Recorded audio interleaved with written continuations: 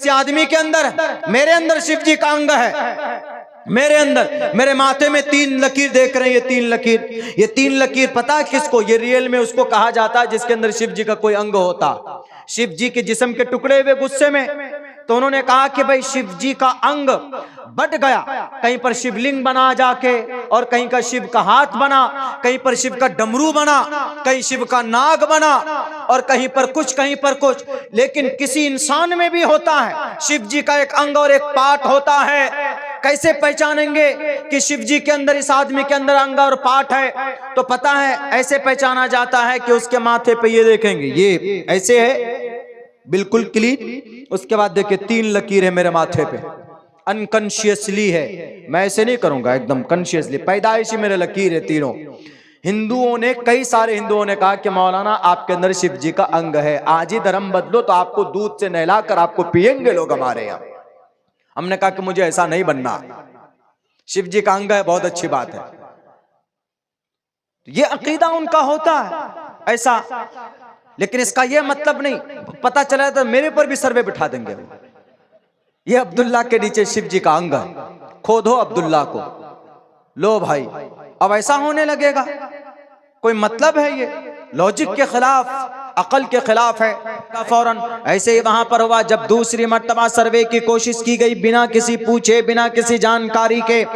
अगर आपको सर्वे करना था, आपको तहकीक करनी थी, तो मस्जिद कमेटी के पास पहुंचते, जो मुतवल्ली हैं, जो सदर हैं, जो सेक्रेटरी, और कहते कि हम तहकीक करना चाहते हैं, सर्वे करना चाहते, उनको खबर करते, बाज़ाब्ता एक तारीख तय की जाती, और आसपास में लोगों को बताया जाता कि भाई सर्वे टीम आ रही, सिर्फ सर्वे कर रही है, इसको तोड़ नहीं रही है, तो उसके अंदर में उग्र नहीं होता।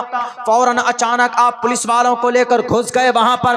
ये सोची समझी साजिश थी, क्यों? क्योंकि वहीं करीब में उपचुनाव हुआ था और वहां पर चोरी पकड़ी गई थी, ईवीएम का घोटाला पकड़ा गया था, और बीजेपी का एक नेता फंसने वाला था, और इसी वजह से सोचा कि भाई टोटल मीडिया वालों को उधर मोड़ना है, वरना मैं मुजरिम बन जाऊंगा और हमारी ये चोरी लोगों के सामने में वाज़े होने वाली है। इसलिए उन्होंने फौरन आनन फानन इतना बड़ा दंगा लोगों के सामने में कराया, 5 मासूम नौजवानों के सीने में गोलियां बरसाई।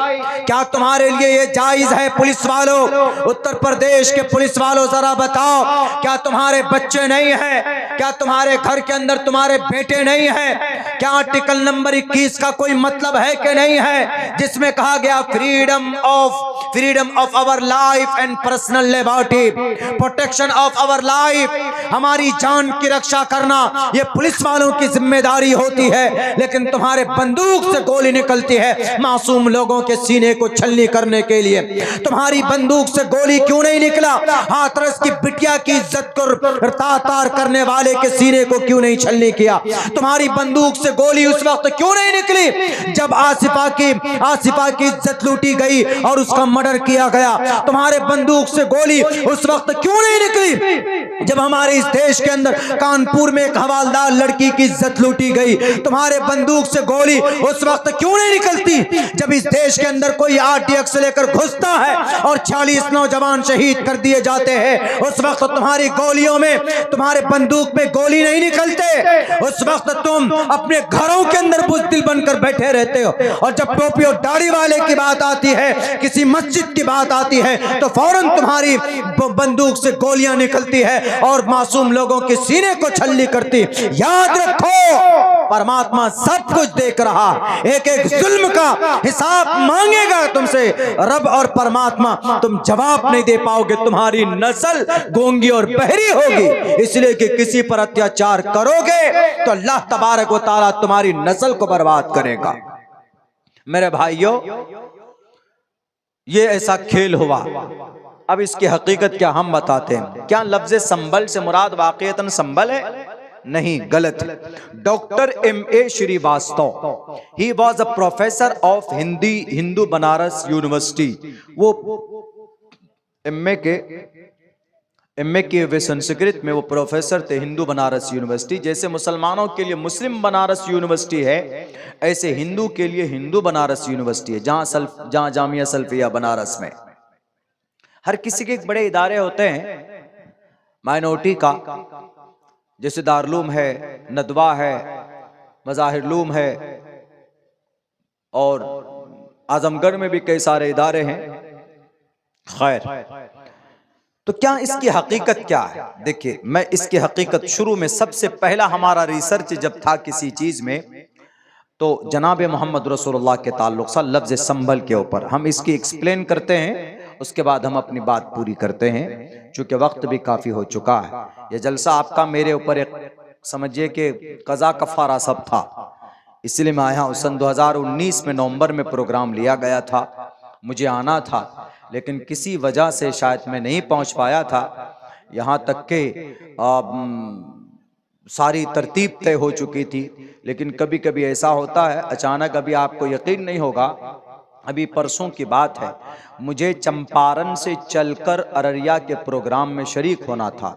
तरतीब ये बनी थी कि हम चंपारण में प्रोग्राम करके ट्रेन से मुजफ्फरपुर पहुंचेंगे और 2 घंटे के बाद वहां ट्रेन है जो फॉरबिसगंज पहुंचाती है, और हम फॉरबिसगंज पहुंच जाएंगे 5 बजे, और वहां से हमारी गाड़ी से हम प्रोग्राम में पहुंच जाएंगे। पूरी तरतीब उल्टी हो गई। कैसे उल्टी हो गई? ट्रेन पे बैठे सही टाइम पे, आंख लग गई, पता चला कि उस ट्रेन को मुजफ्फरपुर पहुंचना था 7 बजे, वो पहुंची 10 बजे, और जो ट्रेन हमको मिलनी थी 9 बजे, वो ट्रेन निकल गई पहले, 1 घंटा पहले। अब क्या करेंगे? अब आप वहां मुजफ्फरपुर से आपको अररिया पूर्णिया पहुंचने में आपको किस्तों में बस लेना पड़ेगा। दिन में डायरेक्ट बस मिलती नहीं। आप वहां से दरभंगा आइए, दरभंगा से फिर आप फॉरबिसगंज आइए, वहां से अररिया आइए, फिर पूर्णिया पहुंचे, फिर कटिहार, फिर किशनगंज पहुंचिए। वो पता चला कि रात को 9, 10, 11, 12 बज जाते हैं। कभी कभी ऐसी तरतीब हो जाती है, कभी कभी ऐसा होता है कि भाई बैठे हैं एयरपोर्ट पे, नागपुर का प्रोग्राम में हमको जाना था, एयरपोर्ट पे बैठे हैं, आखिरी फ्लाइट थी, हाँ भाई चलो बोर्डिंग ले लिया, बैठे हुए हैं। 10 मिनट के बाद ऐलान होता है कि ये फ्लाइट कैंसिल हो गई। लो भाई, सुबह जाना है आपको, सुबह हम पहुंचा देंगे आपको। अरे जलसा रात में, सुबह जाके क्या करेंगे? अब लोग समझते हैं कि मौलाना साहब ने धोखा दे दिया। हाँ, ऐसा मेरी आदत तो धोखा देने की नहीं है, अलबत्ता कभी कोई मामला सामने आता है, जैसे अभी हमारा एक्सीडेंट हुआ तो कुछ प्रोग्राम को हमने अपने दर्द की वजह से कैंसिल किया, तो 10 दिन पहले बता देते हैं कि हम नहीं पहुंच पाएंगे। कभी वक्ती तौर पर कोई परेशानी आ जाती है तो एक अलग बात है। तो शायद वैसा ही कुछ हुआ होगा सन 2019 में, मैं नहीं पहुंच सका था, लेकिन फिर भी इन्होंने बर्दाश्त किया, अपने गुस्से को काबू में लाया। जाहिर सी बात है कि कोई भी कमेटी जब लोगों का टॉर्चर होता है कि अरे फलां साहब आने वाले थे, दावत आपने दिया, क्यों नहीं आया, इसका मतलब आप झूठे।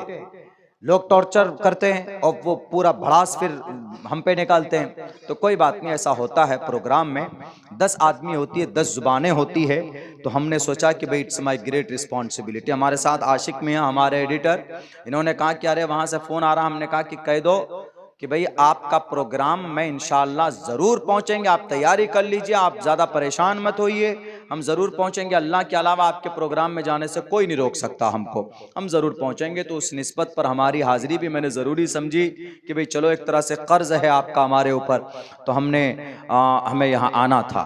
तो खैर चलिए, तो ये बात हम पूरी कर लेते हैं कि लफ्ज़ संबल की तहकीक क्या, इसकी तहकीक करते हैं, उसके बाद फिर प्रोग्राम का जो भी आगे का तरतीब होगा वो होगा, लेकिन मेरी बात पूरी हो जाएगी। लफ्ज़ संबल के बारे में आया, शंबल गराम गुख्य सबराहमणय सगहातमन भवन विष्णु यशसा कल की प्रादुर्भविष्यति। Doctor M.A. श्रीवास्तव लिखते हैं कि संभल गराम का मतलब अमन की जगह।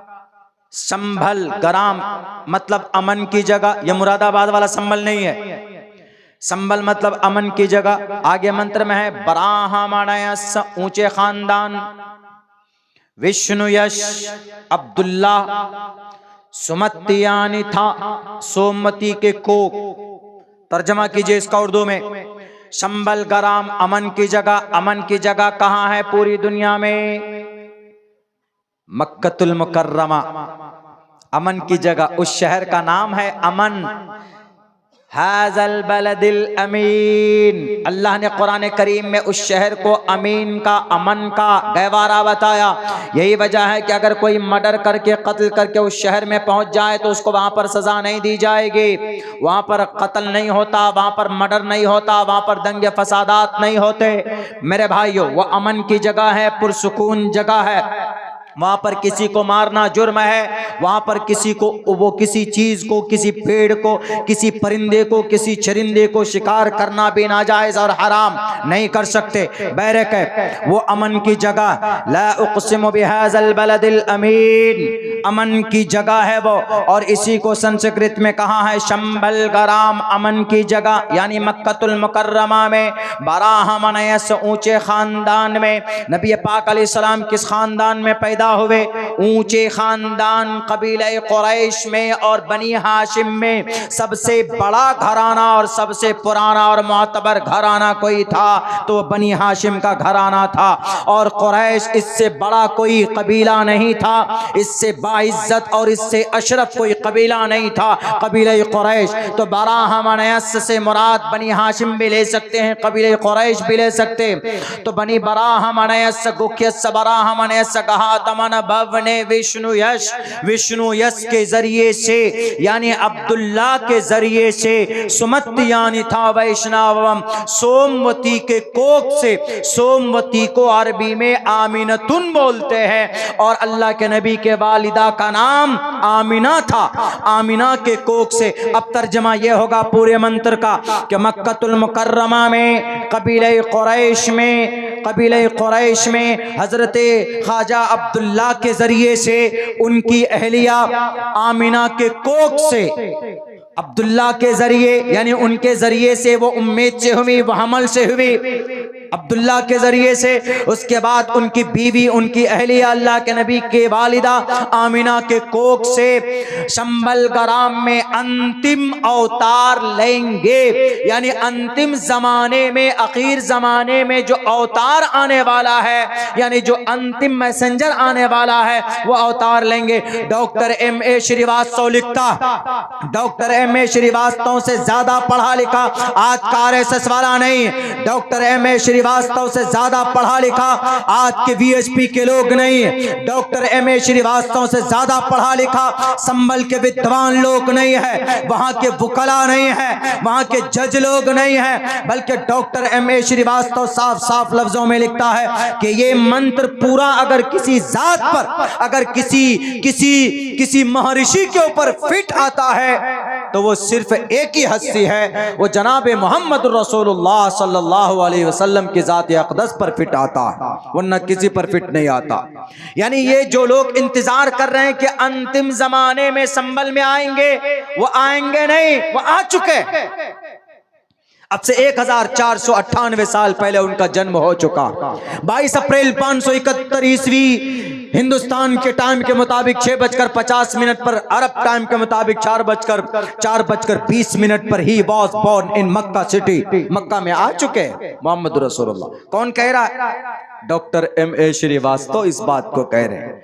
तो इसीलिए जो लफ्ज संभल पर झगड़ा है बंद करो, हर मस्जिद के नीचे मंदिर मत ढूंढो, ये मेरे अल्फाज नहीं है। भारत के अंदर एक कानून बना था 1991 में। क्या कानून बना था? ये कानून ये बना था कि वरना हिंदू मुसलमान तो लड़ते रहेंगे। अभी तक तो सिर्फ ये दावा हुआ कि मस्जिद के नीचे मंदिर था, लेकिन अब पता क्या दावा होगा? अब दावा ये करना पड़ेगा मुसलमानों को कि जितने भी बड़े बड़े मंदिर हैं ना, इसके नीचे भी हमारी मस्जिद थी। जब आप मस्जिद को सर्वे की ऑर्डर दे रहे हैं मस्जिद पे, तो आप मंदिर के नीचे भी ऑर्डर दो। अब ऐसे ही होगा। बड़े बड़े जितने भी है ना, उज्जैन के महाकालेश्वर, कामाख्या देवी की मंदिर और केदारनाथ की मंदिर, अब हर मंदिर के नीचे यही याचिका दाखिल किया जाना चाहिए कि हर मंदिर के नीचे मस्जिद थी। बरेलवी मकतब फिक्र में जाएंगे तो वो तो कहेंगे कि भाई हर मंदिर के नीचे कोई गधे शाह हैं, कोई बाबा शाह पड़े हुए हैं, भाई हमारे यहाँ मजार है, लो हमारे यहाँ पर फला कुतुब शाह दफन है, फला जमाने में हमारे फला बुजुर्ग आए थे, उनकी कब्र है, लो अब दो, सर्वे की इजाजत दो। होता है ऐसा, बहुत होता है। उत्तर प्रदेश में एक जगह हम लोग गए, वहां पर देखा वह जगह खाली थी। 3-4 महीने के बाद आए तो एक बहुत बड़ा मजार बना दिया गया, उसमें ऊपर क्या लिखा हुआ था? गधे शाह। तो हमने अपने उस्ताद से पूछा कि हजरत ये गधे शाह क्या? बोला आजकल बहुत आसान है, मजार बना दो, और कोई पीर बुजुर्ग ना मिले तो घोड़े शाह नाम रख देते, गधे शाह नाम रख देते, और लोग आते हैं चादर चढ़ाते हैं, पैसा देते हैं, उनकी कमाई होती। खुराफात है, इन सब में नहीं जाना चाहिए, बहुत गंदी चीज है, कुरान और शरीयत के खिलाफ है ये सब चीजें बहरकैफ। लेकिन फिर भी हमको एक अपना मुद्दा ढूंढना है कि भाई फला मंदिर के नीचे हमारे गधे शाह दबे हुए हैं बहुत दिनों से, इनके नीचे अब सर्वे की इजाजत दो। हमारी फला मस्जिद के नीचे मस्जिदे पंज शाह है, निकालो, सर्वे की इजाजत दो। जब आप मस्जिद में दे सकते हैं तो आप मंदिर में भी दो, है कि नहीं? अब यही रास्ता लगता अपनाना पड़ेगा। अब कोई तरक्की नहीं, जाओ इंजीनियरिंग कॉलेज में ताला लगाओ, अब यही काम करो, सब सर्वे करो। 500 साल पहले क्या था, 600 साल पहले क्या था, और 1000 साल पहले कौन से मंदिर के नीचे क्या था। अब होते होते सुप्रीम कोर्ट के नीचे भी पहुंचा, इसके नीचे भी कुछ दफन किया हुआ। अजीब है, ये सब चीजें खामखा पूरी दुनिया बेवकूफी की नजर से देखती है हमारे मुल्क हिंदुस्तान को। वहां कानून क्या बना, कानून ये बना था कि ऐसा होने वाला है, इसलिए कानून ये बना कि 15 अगस्त 1947 के दिन जो मस्जिद है वो मस्जिद रहेगी, जो मंदिर है वो मंदिर रहेगा, जो गुरुद्वारा है वो गुरुद्वारा रहेगा, और जो चर्च है और जो कलीसा है वो कलीसा रहेगा। ये कानून बन गया। लेकिन एक मैटर को, एक मस्जिद को उससे अलग किया गया, सिर्फ बाबरी मस्जिद को। कहा कि बाबरी मस्जिद पर केस चल सकता, बाबरी मस्जिद का मामला पहले से ही चल रहा है, इसलिए बाबरी मस्जिद को इस कानून से अलग किया गया।